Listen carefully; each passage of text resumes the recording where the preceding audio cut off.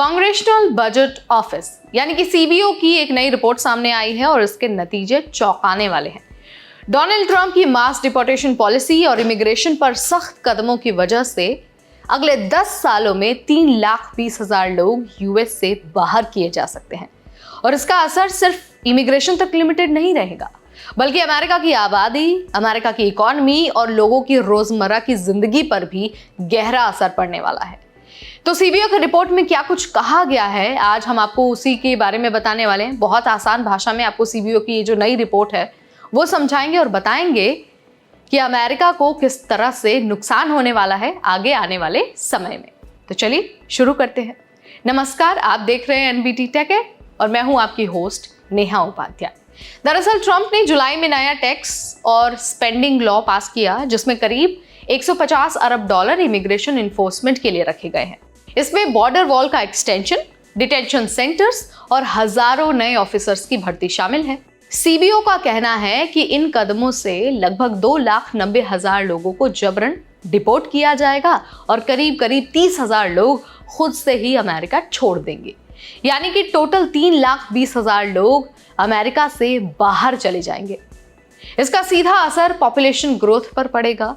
CBO की report के अनुसार इमिग्रेशन कम होंगे और फर्टिलिटी रेट गिरने से 2035 तक अमेरिका की पॉपुलेशन पहले की प्रोजेक्शन से 4.5 मिलियन कम होगी। सबसे बड़ा बदलाव ये है कि 2031 से मौतें ज्यादा होंगी और बर्थ कम होगा, यानी कि डेथ रेट ज्यादा होगा और बर्थ रेट कम होगा। ये टर्निंग पॉइंट 2 साल पहले आ जाएगा जितना कि पहले अंदाजा लगाया गया था। लॉन्ग टर्म की अगर हम बात करें तो 2055 तक यूएस की आबादी करीब 367 मिलियन रहेगी, जो पहले के अनुमान से काफी कम है। पॉपुलेशन कम होने का सीधा असर जो है जाहिर सी बात है इकोनॉमी पर दिखेगा। इमिग्रेंट्स कम होंगे तो लेबर शॉर्टेज बढ़ जाएगा। फार्मिंग, कंस्ट्रक्शन और फूड इंडस्ट्रीज में सबसे ज्यादा असर पड़ेगा। शॉर्टेज की वजह से जो वेजेस हैं वो बढ़ जाएंगी और इसका मतलब है कि ग्रोसरीज और जो रोजमर्रा की चीजें हैं वो महंगी हो जाएंगी। इसके अलावा जो एजिंग पॉपुलेशन है उसकी वजह से हेल्थ केयर और सोशल सिक्योरिटी का बोझ और ज्यादा बढ़ जाएगा। यही वजह है कि डेमोक्रेट्स बार बार कह रहे हैं कि मास डिपोर्टेशन से इन्फ्लेशन बढ़ सकता है और इकोनॉमी पर दबाव पड़ेगा। अब देखिए, इन सारी चीजों पर ना ट्रंप का कहना है कि वो अमेरिका में एक बेबी बूम देखना चाहते हैं, यानी कि वो चाहते हैं कि लोग ज्यादा बच्चे पैदा करें। लेकिन सीबीओ तो साफ साफ कहती है कि ऐसा होता नहीं दिख रहा। फर्टिलिटी रेट पहले ही लो है और आजकल फैमिलीज कम बच्चे प्रेफर करती हैं। तो ग्राउंड रियलिटी में बेबी बूम का आइडिया कामयाब होना तो मुश्किल है।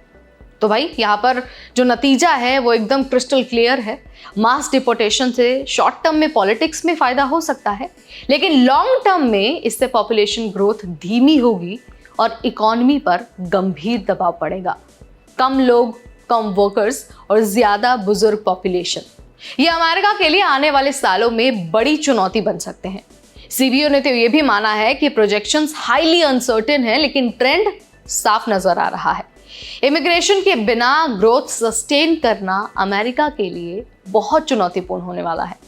तो मेरा सवाल आपसे है, क्या ट्रंप का ये जो प्लान है वो सही डायरेक्शन में है या फिर ये इकोनॉमी के लिए खतरा है? आप जो भी मानते हैं कमेंट के जरिए बता सकते हैं। इस वीडियो में फिलहाल इतना ही।